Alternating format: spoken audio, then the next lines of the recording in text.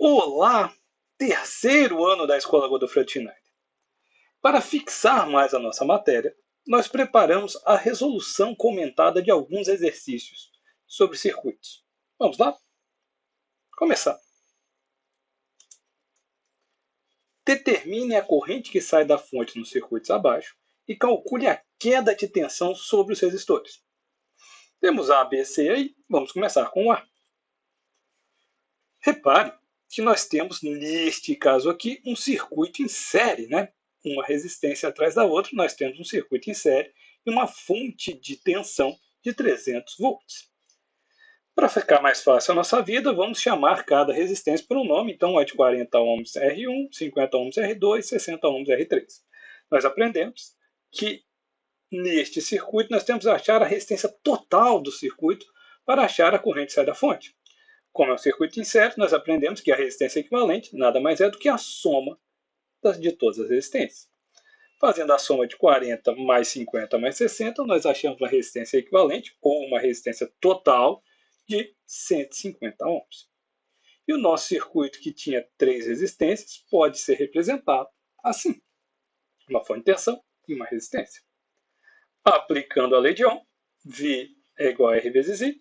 No nosso caso, a resistência vai ser a resistência equivalente. Nossa fonte de tensão vale 300 volts, resistência equivalente 150, corrente I. Vamos descobrir.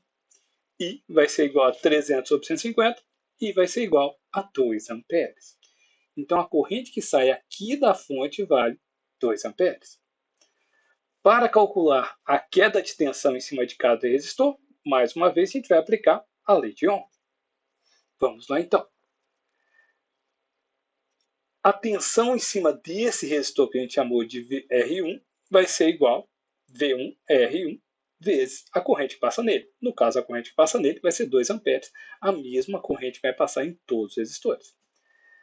Resistência 40, corrente 2, a tensão em cima do resistor 1 vai ser de 80 volts. Então, esta queda de tensão é a energia que este resistor vai roubar, ou, no caso, transformar sobre ele. Desses 300 volts de energia que você está dando, 80 volts esse resistor de 40 está pegando. Continuando, no caso, a queda de tensão em cima do resistor 2 vai ser R2 vezes o mesmo I. R2 50, corrente 2. Então, a queda de tensão em cima do segundo resistor será de 100 volts. Então, este resistor, ele pega para ele uma tensão, ou, no caso, uma queda de tensão de 100 volts. Terceira situação, V3 vai ser igual a R3 vezes o mesmo I, resistência R3 60 ohms, vezes uma corrente de 2, V3, como esperado, vale 120 volts. Como nós já discutimos, se eu somar as 3 quedas de tensão, eu obtenho mais uma vez os 300 volts que eu coloquei no meu circuito. Ok? Vamos para a letra B. Na letra B, nós temos uma situação um pouco diferente, pois na letra B nós temos um circuito em paralelo. Bom, mais uma vez, nós temos que achar a resistência total desse circuito para achar a corrente que sai da fonte, a resistência equivalente. E um circuito em paralelo, especialmente quando você tem apenas 2 resistências, a professora Josiane já ensinou, nós podemos usar esta formulinha aqui, que é o produto sobre a soma. R1 é resistência de 40 ohms, R2 é resistência de 60 ohms. Aplicando esses valores, nós teremos 60 vezes 40 dividido por 60 mais 40. 60 vezes 40, 2.400, dividido por 60 mais 40, 100.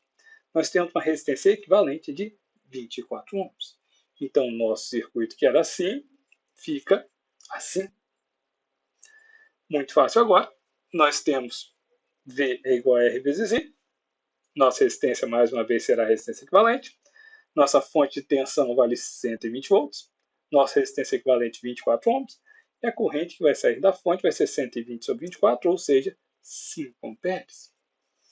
Repare que essa corrente de 5 amperes vai dividir parte dela nesse resistor e parte dela nesse resistor. Mas não vem ao caso agora. Bom, como é que nós vamos saber a queda de tensão em cima de cada resistor? Nesse caso aqui está muito fácil. Porque repare que eu não tenho nenhum resistor no meio do caminho da fonte de tensão e essa resistência. Então, lembrando que uma fonte de tensão é uma diferença de potencial entre dois pontos, repare que é um mesmo fio, então a diferença de potencial entre esses dois pontos é a mesma entre esses dois pontos. A mesma coisa aqui. Eu não tenho nenhuma resistência nesse fio, consequentemente, o potencial elétrico nesse ponto aqui é tudo igual, e o potencial elétrico neste ponto aqui é tudo igual. E a diferença desse potencial elétrico para esse potencial elétrico, 120 volts. Então, no circuito em paralelo, as resistências possuem a mesma diferença de potencial ou a mesma queda de tensão. Ok? Vamos para a letra C. Na letra C, repare que agora nós temos um circuito misto, onde temos duas resistências em paralelo, 20 e 80, em série com uma resistência de 24 ohms. Para resolver isso, nós vamos brincar um pouquinho. Como eu não tenho uma equação para um circuito misto, a gente vai dividir em duas partes. Primeiro, eu vou resolver estes dois resistores em paralelo. Dando nome para eles, R1, R2 e R3, vamos resolver R2 e R3 em paralelo. Mais uma vez, a fórmula ensinada pela professora Josiane, R2 vezes R3, dividido por R2 mais R3. Ou seja, 80 vezes 20, dividido por 80 mais 20. Nós teremos 80 vezes 20, 1.600, dividido por 80 mais 20, 100. Resistência equivalente será 1.600 sobre 100, 16 ohms. Então, esta parte do circuito vira uma resistência equivalente, que eu botei uma linhazinha aqui só para diferenciar, de 16 ohms. Ou seja, o nosso circuito fica assim. Repare agora que eu tenho uma resistência de 24 ohms em série com uma resistência de 16 ohms. Nós sabemos fazer circuito de resistência equivalente ao circuito em série. É simplesmente somar as duas resistências. Somando 24 mais 16, nós achamos uma resistência de 40 ohms. E o nosso circuito, que estava feio assim inicialmente, fica bonitinho. Agora, desse jeito. Uma fonte de tensão de 120 e uma resistência de 40.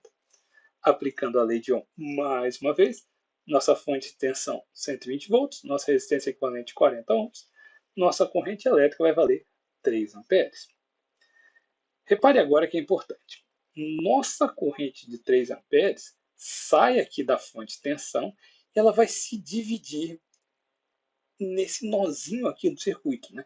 Parte dela desce para a resistência de 20, parte dela vai aqui reto para a resistência de 80 ohms. Bom, a corrente que passa pela resistência R1, a gente sabe.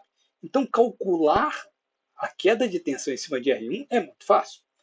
Nós vamos fazer, mais uma vez, V1 é igual a R1 vezes I. R1 no nosso caso é 24, corrente I, nosso V1 é 72 volts.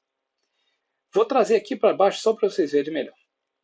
Então, repare que desses 120 volts, a resistência 1 pega para ela, causa uma queda de tensão no circuito de 72 volts. Então, agora é só pensar. Essas duas resistências estão em paralelo.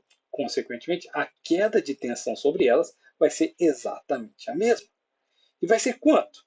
Ora, o quanto de tensão, ou no caso, de queda de tensão, está faltando para completar os 120 volts.